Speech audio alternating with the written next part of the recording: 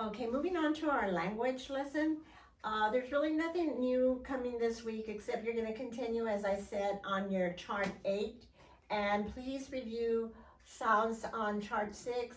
Go ahead and write words like we did earlier for the children and have them circle the special sounds, mark your vowels. Review the 1 and 2 vowel rule often. And remember, you have your blend book that you can work with. You can get words out of there and write them on a sheet of paper and have your child work if there's no worksheet for that day. Now, there are several tests this week, and I just want to quickly tell you, of course, the writing tests, well, those are very easy. You just have them write their best and have them try to stay in the right lines that they need to be on. But as far as like when you give an oral,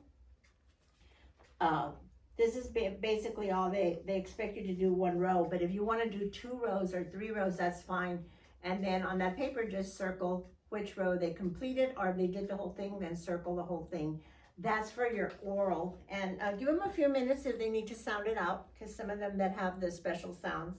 And then I was also going to tell you and touch on when you're having a written test, this is different. Because the oral test, they're going to read it for you, and then over here, you're going to read the directions to them, and then you will tell them which, on the top, which sound you want them to circle. And since you don't have the teacher's guide, let's go ahead and do first, on the first one, let's go ahead and do first sound that you hear.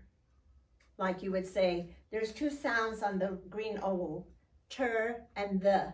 So you would tell your child, circle ter, and then they have to circle it. So for that row, let's stay with the first sound that you see. And then for the second row, let's go ahead and do the second one, which would be like you have spur and skr. So you're gonna say, okay, you're gonna circle skr, let them circle it. So that way there won't be any confusion. When I get your test, I'll remember that first row is gonna be the first sound, the second row will be the second sound.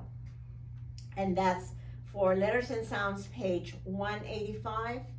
And then there's on number 2, mark the vowels only. Number 3, circle the special sounds. That's all. And then down here, they have to read the sentence and fill in the circle by the sentence that tells about the picture.